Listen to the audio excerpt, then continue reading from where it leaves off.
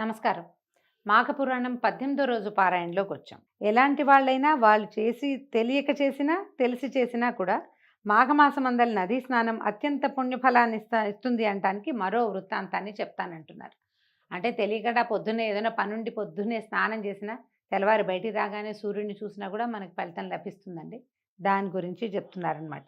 పరమేశ్వరుడు చెప్పే లోభి చరిత్రను పరమేశ్వరి పార్వతీదేవి శ్రద్ధగా వింటోంది. పూర్వకాలం దక్షిణ భారతదేశంలో వసంతవాడ అనే ఒక నగరం ఉండేదట. అందులో బంగారు శెట్టి అనే ఒక పిసినారి అయినటువంటి వైశ్యుడు ఉండేవాడు. ఆయన భార్య తాయారమ్మ. పెద్దలు ఇచ్చిన ఆస్తి ఎంత ఉన్నా అతనికి ఇంకా సంపాదించాలనే కోరిక మిక్కుటంగా ఉండేది. వడ్డీ వ్యాపారం చేస్తూ ప్రజల్ని పీడించేవాడు. పైసా తక్కువైనా ఎవరిని వదిలేవాడు కాదు. పరమ లోభి అయి ప్రవర్తించేవాడు. నిత్యము డబ్బు సంపాదనే తప్ప బంగారు శెట్టికి మరొక ధ్యాస ఉండేది కాదు. ఒక ఆధ్యాత్మిక చింతన లేదు. దైవ పూజ లేదు. శ్రీహరిని పూజించటమే ఎరగడు. దాన ధర్మాల ప్రసక్తే లేదు ఆయన జీవితంలో. ధన సంపాదనలో పడి కడుపు నిండా కూడు కూడా తినేవాడు కాదు. అతనికి ధనిక పేద అనే భేదం లేదు. ఎవరైనా సరే గడువుకి రుణం తీర్చకపోతే వారి గౌరవ మర్యాదలు మంటగలిపి పంచాయతీలు పెట్టి వాళ్ళ ఆస్తుల్ని అన్యాయంగా స్వాధీనపరచుకునేవాడు. కానీ ఆయన భార్య తాయారమ్మ సద్గుణ సంపన్నురాలు, దయాపరురాలు, దైవభక్తి మెండు. ఆమె దీపారాధన చేసినా ఆయన ఒప్పుకునేవాడు కాదు. పరం పిసినారు కదా, నూనె అయిపోతుంది, ఏం ఊరికే వచ్చిందా అని గద్దించేవాడు. ఆవిడ ఎట్లా కొట్లా చిన్నగా ఒక చుక్క నూనె పోసి కొంచెం నూనెతో తడిపి ఒత్తిలిగిచ్చి దేవుడికి దండం పెట్టుకుని సరిపుచ్చుకునేదట. ఒకనాడు ఈ బంగారు శెట్టి గారు వడ్డీ వసూలు చేసుకోవడానికి పక్క గ్రామానికి వెళ్ళాడు.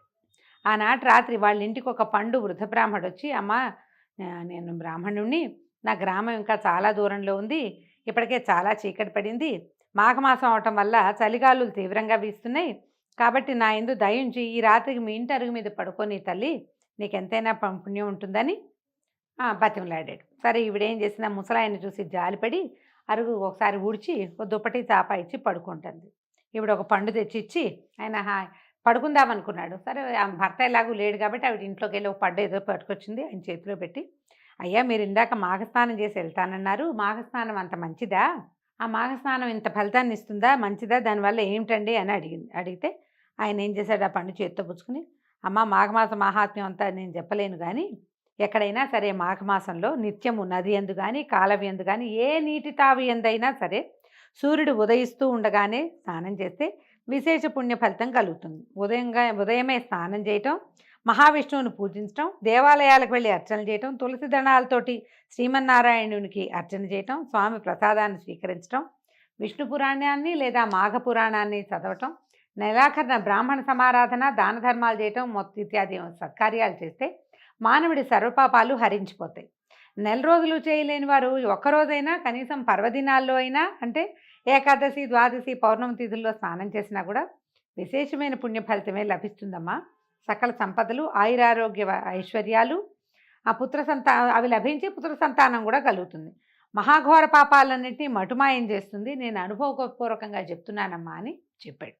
ఈవిడ ఏమనుకుంది, ఓహో చాలా బాగుంది, స్నానమే కాదా, రేపొద్దున చేసేద్దాం ఈయనతో పాటు అని ఆవిడ కూడా విష్ణు ధ్యానం, ఆయన ఏదో నామాలు చెప్పుకుంటుంటే కేశవ నామాలు, ఈవిడ కూడా విష్ణునామాలు చెప్పుకుంటూ ధ్యానంలో మునిగిపోయింది. ఇంతలో పక్క గ్రామానికి వెళ్ళిన భర్త తిరిగి వచ్చాడు. ఈవిడేం చేసింది, మాఘ స్నానము దాని విశేషం అన్నీ చెప్పి భర్తకి రేపు పొద్దున్నే వెళ్తానని అనగానే కేకలేసాడట ఆయన. ఓసి నీ వెర్రి మండిపోను, ఎవరేం చెప్తే దాన్ని నమ్మేస్తావా, మాఘ స్నానం ఏమిటి, వ్రతం ఏమిటి, దానం ఏమిటి, నీకేమైనా పిచ్చెక్కిందా, ఎంత ఖర్చు ఎంత ఖర్చు ఎంత ఖర్చు అన్నాడు. ఒళ్ళు గుళ్ళ చేసుకుని నేను సంపాదిస్తుంటే నువ్వు ఇల్లు గుళ్ళ చేయడానికి చూస్తావా, తిని కూర్చోలేక నాకు నష్టం కలిగిస్తావా అని కేకలేశాడు. నోరు మూసుకొని పడి ఉండన్నాడు. అయితే ఈవిడేమంది, ఇందులో ఖర్చు ఏమీ లేదండి, ఒట్టి స్నానమే కాదండి అన్నది. అంటే నోర్మై అధిక ప్రసంగం చేస్తే అవతల గెంటేస్తాను, నేను పైసా కూడబెడుతున్నాను, నువ్వేమో ఇలా రాత్రనగా పగలనక నేను అడవైన వాళ్ళ ఇంటి చుట్టూ తిరిగి వడ్డీలు వసూలు చేస్తుంటే దాన ధర్మం చేయటానిక, స్నానం అంటూ వెళ్ళావంటే దానం చేయకుండా కుదురుతుందా, నువ్వు ఇల్లు గుల్ల చేసుకుంటామా, చివరికి ఇట్లా చేసావంటే నువ్వు బిచ్చం ఎత్తుకోవాల్సిందే, పోయి పడుకో, మాట్లాడబో కానీ గట్టిగా కేకలేశాడు. ఏం చెయ్యాలో తెలియలేదట.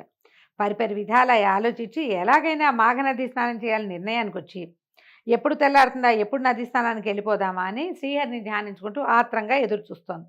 ఇంతలో భళ్ళుమని తెల్లవారింది. త్వరగా కాలకృత్యాలు తీర్చుకుని ఈవిడేం చేసిందట, భర్తకి చెప్పకుండా వృద్ధ బ్రాహ్మణుడితో పాటు ఆ నదిలోకి స్నానానికి వెళ్ళిపోయింది, నది దగ్గరికి. ఇదంతా పసిగట్టిన పిసినారి బంగారు శెట్టి ఒక కర్రను తీసుకుని తను కూడా నదిలోకి దిగి భార్య జుట్టు పుచ్చుకుని కొట్టబోయాడు.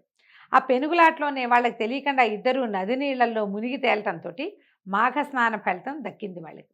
చివరికి భర్త ఏం చేశాడు, 2 కొట్టి దండించి బాగా నానా తిట్లు తిట్టి గోల చేసుకుంటూ ఇంటికి తీసుకొచ్చాడు. కొంతకాలానికి ఇద్దరు మరణించారట కొన్నేళ్ళు గడిచిన తర్వాత.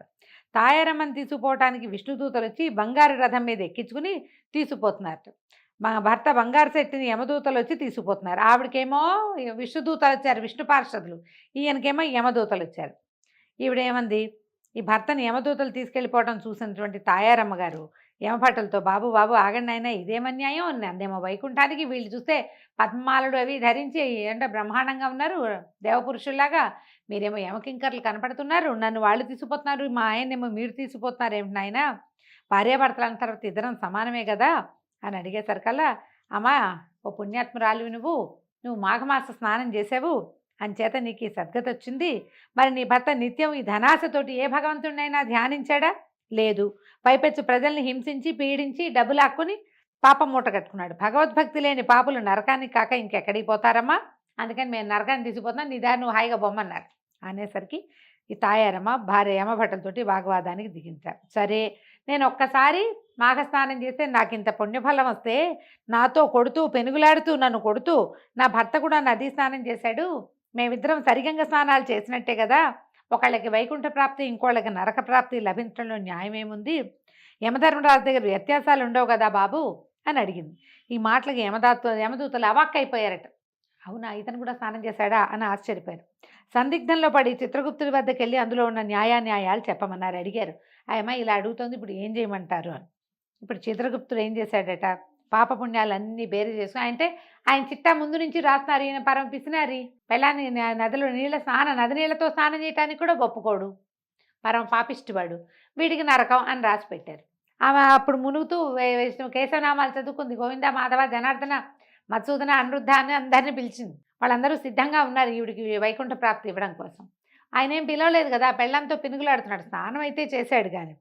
దాంతో ఈయన ఏం చేశాడు, ఈ పాప పుణ్యాలన్నీ బేరీజు వేసి ఆ అమ్మాయికి పుణ్యం వచ్చింది, వీడికి కూడా పుణ్యం వచ్చిందని జరిగిన పొరపాటుని గ్రహించిన చిత్రగుప్తుడు బంగారు చెట్టును కూడా తాయారమ్మతో పాటు వైకుంఠాన్ని తీసుకుపోమని విష్ణుదూతలతో చెప్పాడు.